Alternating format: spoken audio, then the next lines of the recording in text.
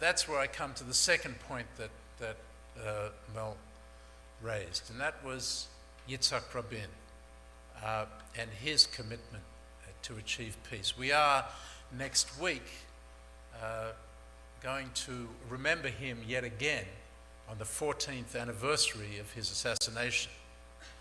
And it's worthwhile taking a moment to think back 14 years to a moment before his assassination when the peace process was in its high phase, highest phase, I would say.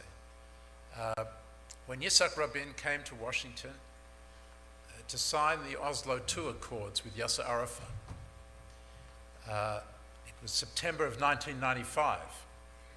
Hosni Mubarak, who didn't show up for the first signing ceremony in 1993, turned up then, as did King Hussein of Jordan, as did the Saudi foreign minister.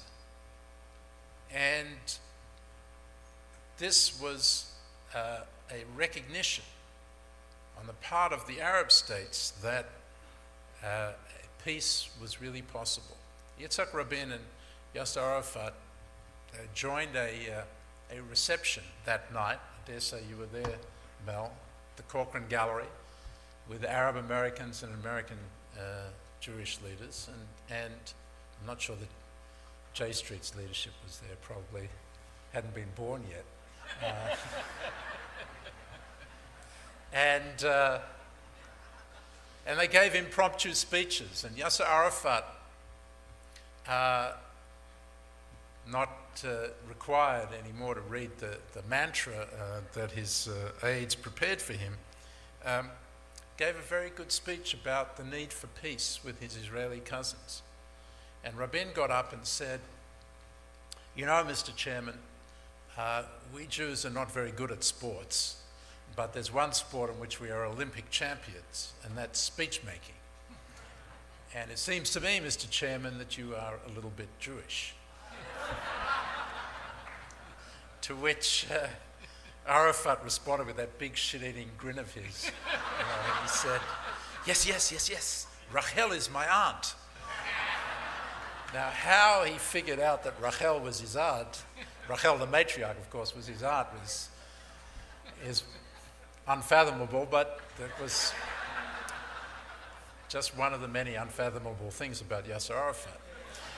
But I digress. The point I'm trying to make is that night, Yitzhak Rabin, for the first time, spoke about the need for a Palestinian state. It may surprise you to know that he had not up until that time endorsed a Palestinian state.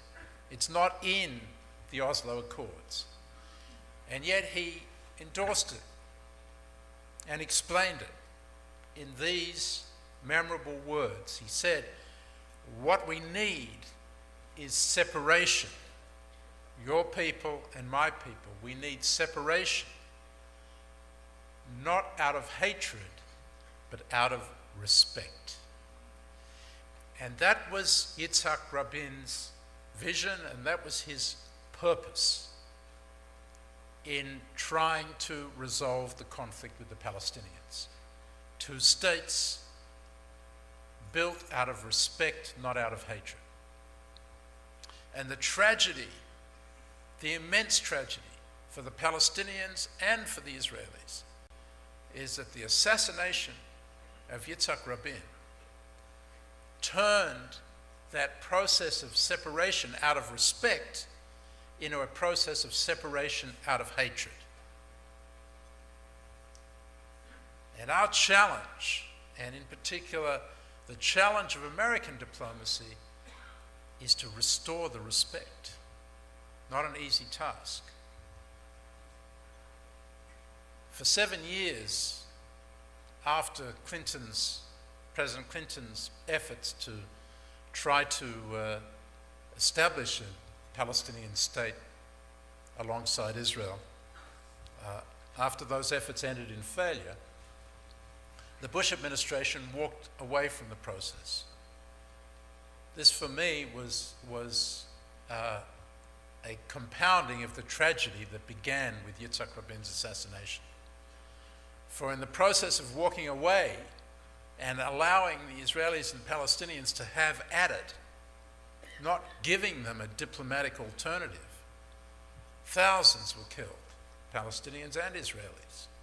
And the whole edifice of peacemaking that had been constructed from Henry Kissinger on to Bill Clinton was destroyed in those days, especially the trust and the respect between the two peoples.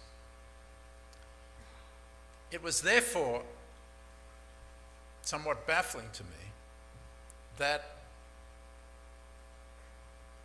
2 years ago in Jerusalem at the Saban Forum, which I have the burden of organising every year, Condoleezza Rice, the Secretary of State at the time, stood up in Jerusalem and said that it was a national interest of the United States to resolve the Palestinian-Israeli conflict by establishing an independent Palestinian state alongside a secure Israel. The national interest of the United States, she said. Nobody paid a lot of attention to that statement. I'm not sure why, probably because there wasn't a lot of credibility in the Bush administration's efforts at the end of its term to try to pick up the pieces and make a push towards resolving the conflict. But the declaration of a national interest has profound meaning. It means that the United States considers that this is something that is important to us, not just to Israel, not just to the Arabs, not just to the Palestinians, that it's in our national interest. I gather you heard it today from General Jones. He said that if he had one thing that he would tell the president, it was this problem needed to be fixed. This problem needed to be a priority. Of all of the issues in American foreign policy, why would President Obama's national security advisor say that? Except that it is now recognized by Democrat and Republican administrations alike that it is in our national interest to do so. Why? I think partly because we do care about Israel's survival and well-being.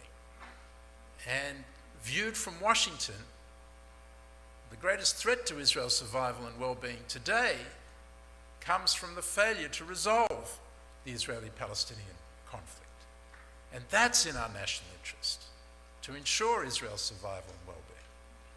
Beyond that, we have a national interest in the security of our Arab allies.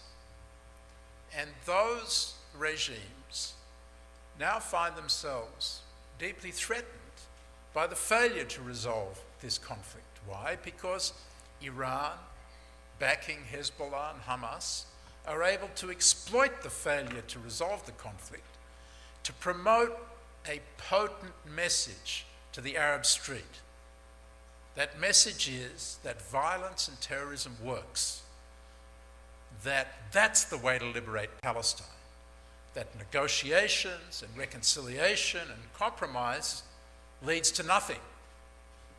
Hamas can stand up and say, through violence and terror, we got rid of all of the settlements in Gaza, and you, Abu Mazen, have negotiated with Israel for 16 years, and all you got was an expansion of settlements and nothing else to show for it. So violence and terrorism works. That is a very dangerous message. It's a message which has resulted in Ahmadinejad and Nasrallah and Khalid Mashal being more popular in many parts of the Arab world than the Arab leaders themselves. So in order to reverse this message, we have to find a way to show that peace and reconciliation works. And finally, America's own standing in the Arab and Muslim world is affected when we fail to demonstrate that we can help to resolve this conflict. You know, and I don't need to belabor it, that the Palestinian issue is the hot button issue in the Arab and Muslim world because it is symbolic of the humiliation that they feel that they have suffered at the hands of the West over so many centuries. And therefore, the effort to resolve the Palestinian conflict can make a serious difference in terms of our promoting American interests in the broader Arab and Muslim worlds. So that's why it's a national interest of the United States. And that's why when you stand up and support the two-state solution, you are doing so in support of the American national interest. Thank you very much.